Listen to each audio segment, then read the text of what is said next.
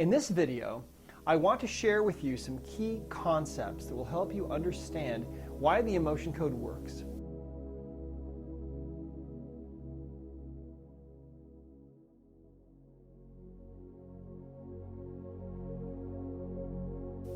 And how it's possible that we can find out if you have trapped emotions.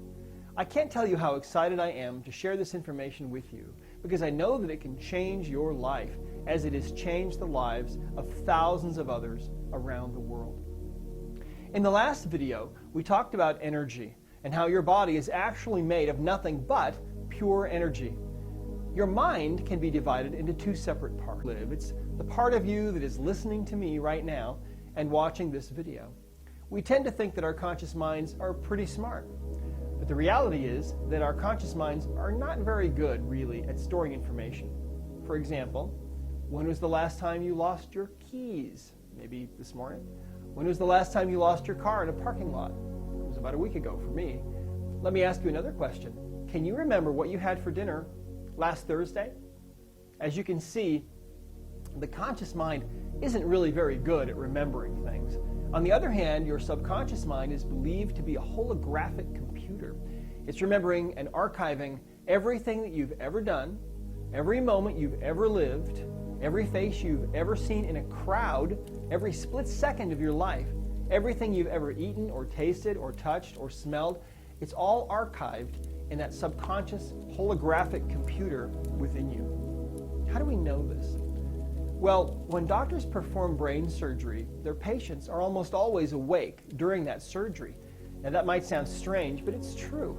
Imagine having the top of your head removed and being awake. But the brain doesn't feel any pain, so although this might sound painful, it's actually not. And during surgery, the surgeon will touch certain parts of the brain to see what the patient feels. That helps him to figure out where he is on the brain. For example, if the surgeon touches the brain in a certain spot, the patient might feel tingling in their foot or in their finger and so on. In this way, the surgeon can more accurately perform the surgery. However, under certain circumstances, a surgeon will touch the brain in a certain spot and a vivid memory might surface for that patient. Suddenly the patient has a memory return to them of Thanksgiving dinner from 30 years ago. They can smell the turkey and the dressing and there's Uncle Bob who's been dead for 20 years and they relive that memory. If the surgeon touches that same exact spot again, that same memory will return. And by the way, these memories that are documented to return to the patient in this way are memories that would not normally be remembered. In other words, these are memories that were thought to be lost to the patient, and yet they suddenly are capable of being retrieved. So we know that these memories are stored in the subconscious mind. Now, the subconscious mind is really a lot like a computer. And I happen to know quite a bit about computers. I was a computer programmer all through the 1980s. When I went through chiropractic college, I can remember my instructors saying to me things like, "The brain is the most amazing, most sophisticated computer in the known universe." And I can remember sitting there and thinking, the brain is a computer. I wonder if we'll ever have the technology to be able to access that computer and download that information that must be in there somewhere so that we can better help our patients. Little did I know at that time that all the healing work that I would do for the next 25 years would be based on accessing that subconscious computer that is within each of us, and that it would enable me to routinely get people well who'd been told there was no cure for them. So how do we actually tap in to our subconscious mind? How do you tap into your own internal computer system?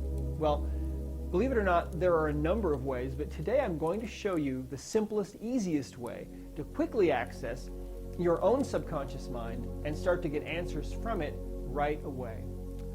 I want you to think about a potted plant for a moment. Did you know that it's a proven fact that if you put a speaker in front of a plant that is playing soothing, harmonious music, that the plant will actually grow towards the sound coming from that speaker? That's kind of amazing, isn't it?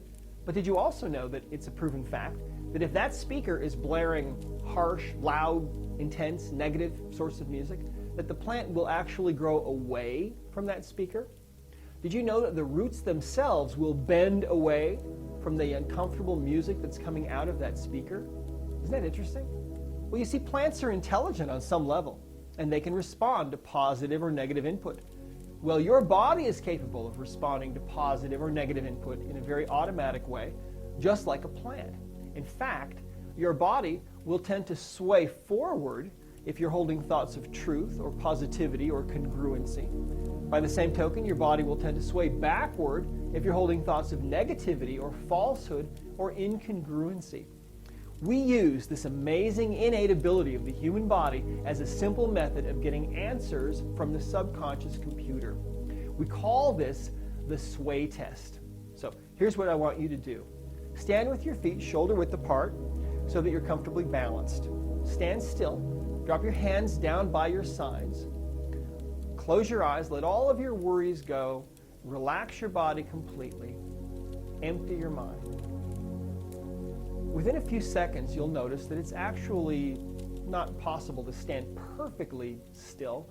Your body will continually shift its position very slightly in different directions as your muscles work to maintain your standing posture.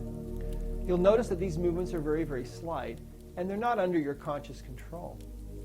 Now, when you make a positive, true, or congruent statement, your body should begin to sway noticeably forward, usually within less than 10 seconds.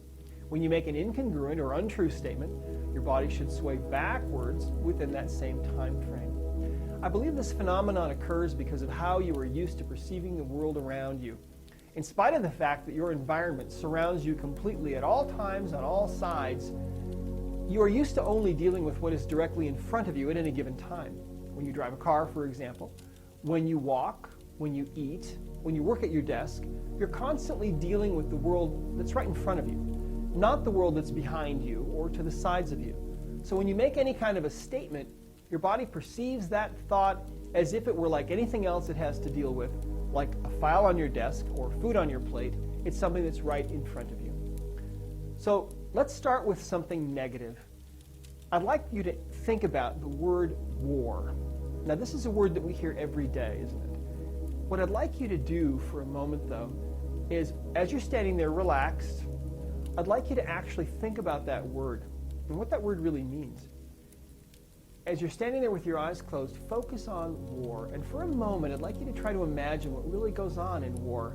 If you had to explain what goes on in war to someone who had no idea what the word meant, what do you think you'd say? I want you to try to feel the feelings that are connected with this thought. Okay? War.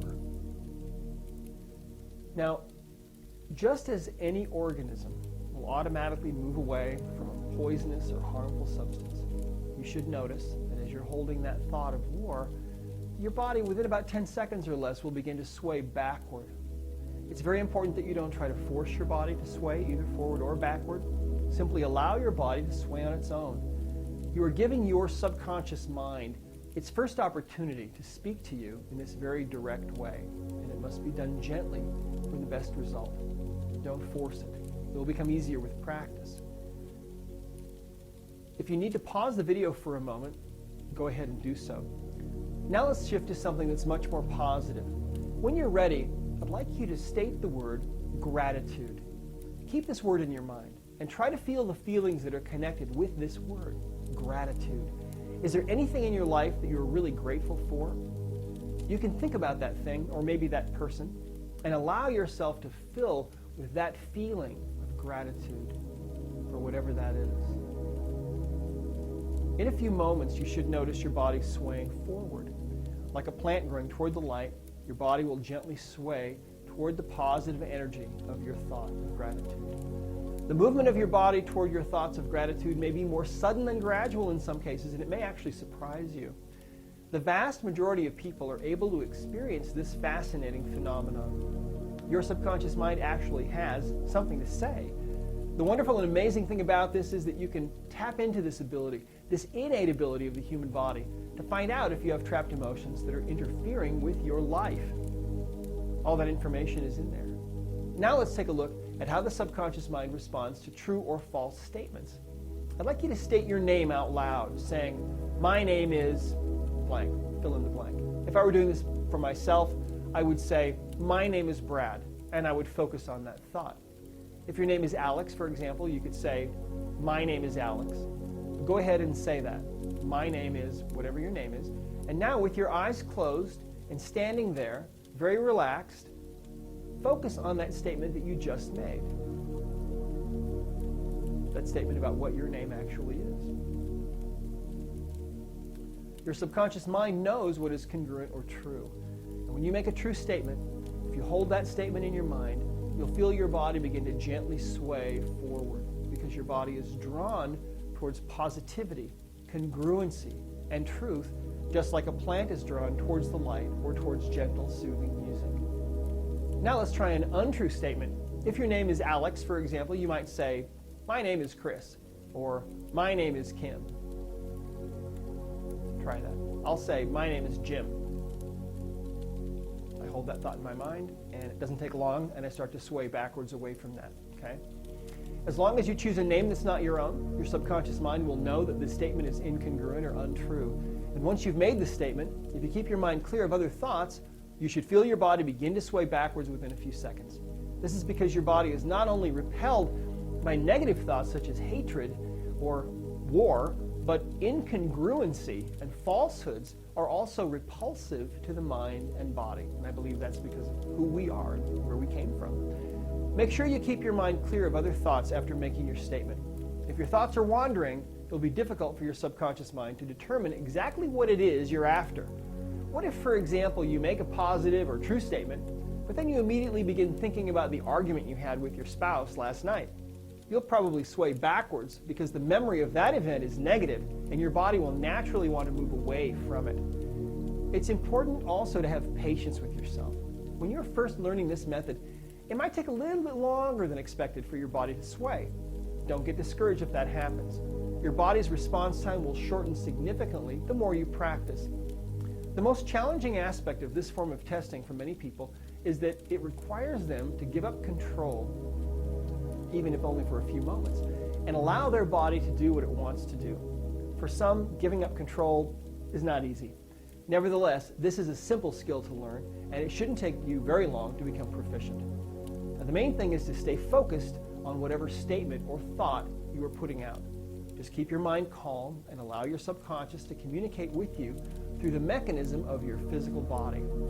If for any reason you're not able to perform this test for some physical reason or other reason, don't worry. There are other testing methods that are taught very clearly in my book, The Emotion Code. This is just the simplest one for most people. As soon as you think you have the hang of it, you're ready to put the sway test to good use. Ask this question: do I have a trapped emotion? Focus your mind on that question. Do I have a trapped emotion? Close your eyes, relax, and focus on that question. Do I have a trapped emotion?